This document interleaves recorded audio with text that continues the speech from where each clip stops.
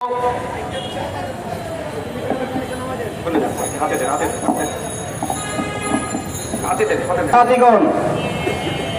অধিকার পরিষদ ঢাকা মহানগর দক্ষিণ কর্তৃক আয়োজিত আজকের এই সমাবেশে ইতিমধ্যে নেতৃবৃন্দরা বক্তব্য রেখেছেন।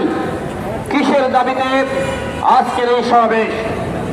এই জুলাই গণ অভ্যুত্থানে আওয়ামী লীগ আপনারা দেখেছেন কিভাবে গণহত্যা পরিচালনা করেছে। এই গণহত্যার নেতৃত্ব দিয়েছে ফ্যাসিস্ট শেখ হাসিনা। সেই শেখ হাসিনা ভারতে বসে বিভিন্ন এবং তার সেই মেসেজ পেয়ে ছাত্রলীগ যুবলীগ বিভিন্ন জায়গায় ষড়যন্ত্রে লিপ্ত হয়েছে। ওবায়দুল কাদের পালিয়ে গেছে। গণহত্যার মাস্টার মাইন্ড যারা ছিল তারা প্রত্যেকে প্রায় ভারতে পালিয়ে গেছে। এখন অন্তর্বর্তীকালীন সরকার বলছে আসামিরা উপস্থিত থাকুক বা না থাকুক আমরা রায় দিয়ে দিব। আপনারা বলেন বন্ধুগণ, আসামি বাংলাদেশে নাই, যারা অপরাধী তাদেরকে গ্রেপ্তার করছে না, তাহলে তোমরা কিসের গণহত্যার বিচার করবা? ওরা ভারতে থাকবে আর তোমরা গণহত্যার রায় দিয়ে দিবা। এইটা কোনো বিচার হইতে পারে না। এইটা হলো বিচারের নামে প্রহসন। এইটা হলো শহীদের আত্মার সাথে বেঈমানি। আমাদের স্পষ্ট কথা, যে বন্দি চুক্তি ভারতের সাথে রয়েছে, শেখ হাসিনাকে, ওবায়দুল কাদেরকে, জাহাঙ্গীর কবির নানককে বাংলাদেশে ফিরিয়ে এনে বিচার করতে হবে। ওদের অনুপস্থিতিতে কোন রায় দিলে সেই রায় আমরা মানব না। শেখ হাসিনা যে অন্যায় করেছে, অপরাধ করেছে, শেখ হাসিনা কি মাপ পেতে পারে বন্ধুগণ? কোনোভাবেই শেখ হাসিনার ক্ষমা নাই, আওয়ামী লীগের ক্ষমা নাই। অনেকে বলছে আগামীতে যে নির্বাচন হবে সেই নির্বাচনে আওয়ামী লীগ যেতে পারবে। আপনারা দেখেছেন যে প্রধান নির্বাচন কমিশনার তিনি বলেছেন যদি সরকার অথবা হাইকোর্টের মাধ্যমে আওয়ামী লীগকে নিষিদ্ধ না করা হয় তাহলে আওয়ামী লীগ নির্বাচনে যেতে পারবে। আমরা স্পষ্টভাবে বলতে চাই, গণহত্যার বিচারের আগে আওয়ামী লীগ কোন নির্বাচনে অংশ নিতে পারবে না। যদি ডক্টর ইউনূস নিজেও বলে আওয়ামী লীগকে মাফ করে দেওয়া হলো, আওয়ামী লীগ নির্বাচনে অংশ নিবে, আমরা ডক্টর ইউনূসের পদত্যাগের দাবিতে আন্দোলন শুরু করব। আমার ভাইয়েরা জীবন দিয়েছে, আমার বোনেরা লাঞ্ছিত হয়েছে, এখনো পর্যন্ত হাসপাতালের বিছানায় কাটছে, আর তোমরা আওয়ামী লীগকে নিষিদ্ধ না করে জনগণের সাথে তামাশা শুরু করেছ। এর আগে দেখলাম প্রধান উপদেষ্টা বললেন যে বিএনপি চায় না, এই কারণে আমরাও চাই না। বিএনপি কি বলেছে যে আমরা নিষিদ্ধ চাই না? পরবর্তীতে এই বক্তব্য নিয়ে যখন বিভ্রান্ত শুরু হয় তখন বিএনপির পক্ষ থেকে লিখিত স্টেটমেন্ট দেওয়া হয়েছে যে আওয়ামী লীগকে নিষিদ্ধ করা হবে কি হবে না সেই সিদ্ধান্ত একান্তই সরকারের। আমরা সরকারে নাই, আমরা সিদ্ধান্ত নিতে পারি না। কথা তো সত্য। আমরা তোমাদেরকে সরকারে বসিয়েছি, তোমরা কেন আওয়ামী লীগকে নিষিদ্ধ করছো না? আওয়ামী লীগের সাথে কি পিড়িত করেছ? আমরা দেখেছি ইতিমধ্যে আওয়ামী লীগের যে সকল গণহত্যার মাস্টার মাইন্ড এমপিরা কারাগারে, তাদের ৫-৭ জন ইতিমধ্যে জামিন পেয়েছে। কিসের বিনিময়ে? টাকার বিনিময়ে নাকি সমঝোতার বিনিময়ে? আমরা সেটি জানতে চাই। কেন এই গণহত্যার মাস্টার মাইন্ড এই অপরাধীদের গ্রেপ্তার করার পরেও জামিন দেওয়া হচ্ছে? অন্যদিকে আমরা এটিও দেখেছি যে তাদেরকে কোনোভাবেই গ্রেপ্তার করা হচ্ছে না। আপনারা দেখেছেন যে 2023 সালের 28 অক্টোবর এই পল্টন, মতিঝিল, অত্র এলাকায় মিনিমাম 20-25 লাখ জনগণ এখানে উপস্থিত হয়েছিল। সবাই স্লোগান শুরু করেছিল 1, 2, 3, 4 শেখ হাসিনা গদি ছাড়। শেখ হাসিনাকে ক্ষমতাচ্যুত না করে আমরা রাজপথ ছাড়ব না।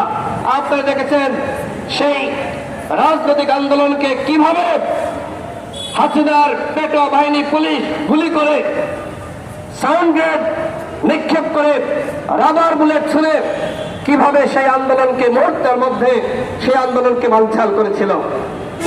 যখন রাজনৈতিক আন্দোলন করে শেখ হাসিনার পতন ঘটানো যাচ্ছিল না, তখন কোটা সংস্কার আন্দোলন সেই আন্দোলনকে জাতীয় মুক্তির পথ হিসেবে আবিষ্কার করা হয় এবং সেক্ষেত্রে গুরুত্বপূর্ণ ভূমিকা রাখে গণ অধিকার পরিষদ। যেহেতু 2018 সালের কোটা সংস্কার আন্দোলন আমরাই করেছি, আমরা রাজনৈতিক দলগুলোকে বলেছিলাম এই আন্দোলনকে কাজে লাগাতে হবে। যেহেতু একমাত্র বিশ্ববিদ্যালয়ের শিক্ষার্থীরা এই আন্দোলনে সম্পৃক্ত হয়, এই আন্দোলনকে জাতীয় মুক্তির আন্দোলন হিসেবে রূপান্তরিত করতে হবে। এবং আপনারা দেখেছেন কিভাবে গণ অধিকার পরিষদ ভূমিকা রেখেছে। আমাদের 11 জন ভাই শহীদ হয়েছে, আমাদের অসংখ্য ভাই গুলিবিদ্ধ হয়েছে, এখনো পর্যন্ত অনেকে চিকিৎসা পাচ্ছে না, ডাক্তারছে।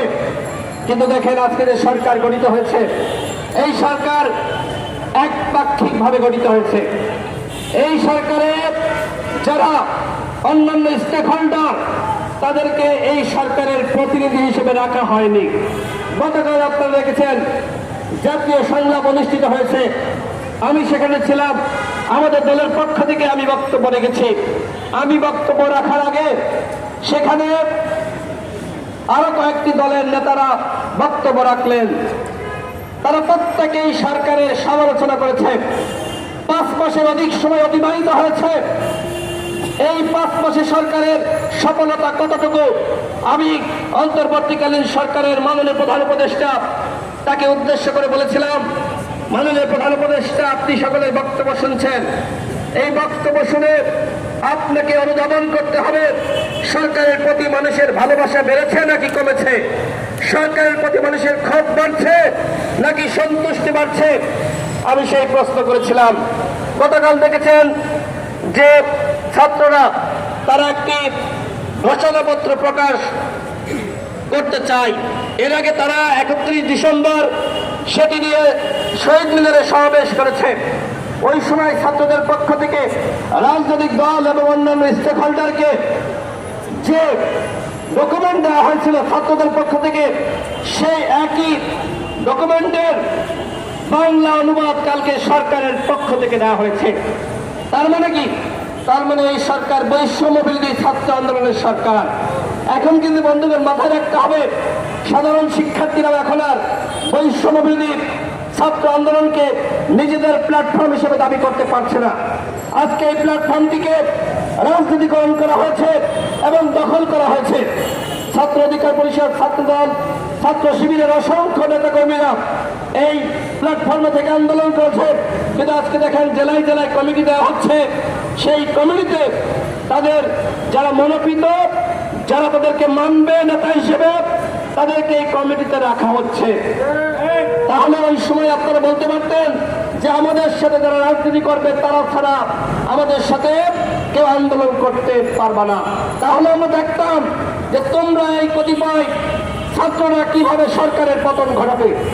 আজকে যখন সরকারের পতন নিশ্চিত হয়েছে, এই আন্দোলনে প্রত্যেকটা রাজনৈতিক দল ভূমিকা রেখেছে, এমনকি সাংবাদিকরাও ভূমিকা রেখেছে।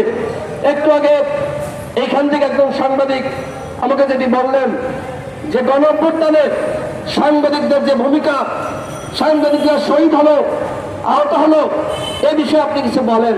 দেখেন, আমরা এর আগে একাধিকবার বলেছি এই গণঅভ্যুত্থানে 6 জন সাংবাদিক শহীদ হয়েছে। এই গণঅভ্যুত্থানের অসংখ্য সাংবাদিক তারা আহত হয়েছে, কিন্তু এখনো পর্যন্ত সেই সাংবাদিকদের যে ক্ষতিপূরণ দেওয়া, তাদের সুচিকিৎসার ব্যবস্থা করা, সেটি কিন্তু করা হয়নি। আমরা গণ অধিকার পরিষদের পক্ষ থেকে সরকারকে বলবো যে আপনারা অনতিবিলম্বে এই 6 জন সাংবাদিকের পরিবারের সাথে যে কোনো একজন উপদেষ্টা দেখা করেন এবং তাদের ক্ষতিপূরণ নিশ্চিত করেন, এবং যারা আহত হয়েছিল ওই সকল সাংবাদিকদের সুচিকিৎসা দেন, ক্ষতিপূরণ দেন। শুধুমাত্র সাংবাদিক নয়, আপনারা দেখেছেন যে মুক্তিযোদ্ধা মন্ত্রণালয়ের পক্ষ থেকে গেজেট প্রকাশ করা হয়েছে 834 জন শহীদ। এতদিন আমরা বলে আসছিলাম শহীদের তালিকা প্রকাশ করেন, আপনারা তালিকা প্রকাশ করেন নাই, 2015 বলছিলেন। আজকে যদি এইভাবে শহীদের প্রকৃত তালিকা আমরা হাতে না পাই, তাহলে যেমনি ভাবে মহান মুক্তিযুদ্ধের শহীদের তালিকা নিয়ে প্রশ্ন আছে, ঠিক একইভাবে এই গণঅভ্যুত্থানের শহীদের তালিকা নিয়ে প্রশ্ন তৈরি হবে। আমরা এই কারণে সরকারের কাছে দাবি রাখছি, অনতিবিলম্বে শহীদের প্রকৃত তালিকা তৈরি করুন এবং এই শহীদ পরিবারকে ন্যূনতম 1 কোটি টাকা করে ক্ষতিপূরণ দিতে হবে। আপনারা দেখলাম যে 1 লাখ টাকা 2 লাখ টাকা করে ক্ষতিপূরণ দিচ্ছেন, এইটা কি পর্যাপ্ত বন্ধুগণ? এবং একই সাথে যারা আহত হয়েছে এদের সুচিকিৎসা নিশ্চিত করতে হবে এবং প্রত্যেক আহত পরিবারকে তাদের যে ধরনের আহত হয়েছে সেই বিবেচনা অনুযায়ী ন্যূনতম 50 লাখ টাকা করে ক্ষতিপূরণ দিতে হবে। আমি বক্তব্য বাড়াচ্ছি না, আমি সর্বশেষ বলবো, এই যে আওয়ামী লীগের হাইকমান্ড যারা পালিয়ে গেছে শেখ হাসিনা সহ, এদেরকে বাংলাদেশে ফিরিয়ে আনতে হবে এবং ফাঁসিতে ঝুলিয়ে এদের সর্বোচ্চ শাস্তি প্রদান করতে হবে। একই সাথে যারা গণহত্যায় শহীদ হয়েছে এই গণহত্যার বিচার অবশ্যই করতে হবে। গণহত্যার বিচারের আগে আওয়ামী লীগ নির্বাচনে অংশ নিতে পারবে না, সেই কথা স্বয়ং প্রধান উপদেষ্টার বক্তব্যে আসতে হবে এবং একটি আইন করার মাধ্যমে যতক্ষণ না পর্যন্ত গণহত্যার বিচার হচ্ছে ততক্ষণ পর্যন্ত আওয়ামী লীগ এবং তার কোন অঙ্গ সংগঠন বাংলাদেশে সাংগঠনিক কার্যক্রম পরিচালনা করতে পারবে না। এবং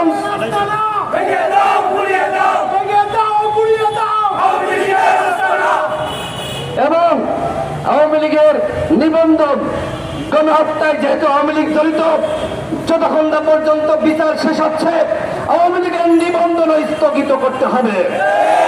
আপনারা কি আমার এই দাবির সাথে একমত? সরকারকে বলবো, বিচার নিয়ে তাল বাহানা এদেশের জনগণ মানবে না। আপনারা বলেছেন 25 সালের মধ্যে গণহত্যার বিচার শেষ করবেন, তাহলে প্রত্যেকটা ওয়ার্ড পাড়া মহল্লায় যে সকল আওয়ামী লীগের দুর্বৃত্তরা এতদিন অন্যায় করেছে, গুম করেছে, খুন করেছে, প্রত্যেকটা ওয়ার্ড থেকে এই দুর্বৃত্তদেরকে গ্রেপ্তার করতে হবে। এবং আওয়ামী লীগের কেন্দ্রীয় কমিটিতে যারা ছিল, যারা জেলা কমিটি ছিল, এদের মধ্যে যারা মাস্টার মাইন্ড, যারা হামলা করেছে, নির্যাতন করেছে, এদেরকে অনতিবিলম্বে গ্রেপ্তার করতে হবে। আওয়ামী লীগকে আপনি ঘরের বাইরে রাখবেন, আওয়ামী লীগকে আপনি বলছেন খুঁজে পাচ্ছেন না, এই ধরনের কথাবার্তা আমরা মানব না। আওয়ামী লীগ যে অন্যায় করেছে, অপরাধ করেছে, আওয়ামী লীগের বাংলাদেশে রাজনীতি করতে পারবে না। আমরা স্পষ্টভাবে বলতে চাই, যদি এই সরকার আওয়ামী লীগকে পুনর্বাসিত করে, যদি এই সরকার আওয়ামী লীগকে রাজনীতি করতে দিতে চায়, তাহলে আমাদের রক্তের উপর দিয়ে সেই সুযোগ দিতে হবে। যতক্ষণ পর্যন্ত আমরা আছি, কেউ না থাকুক, কোন অধিকার পরিষদ আছে, আওয়ামী লীগের বিরুদ্ধে আমরা লড়াই চালিয়ে যাব।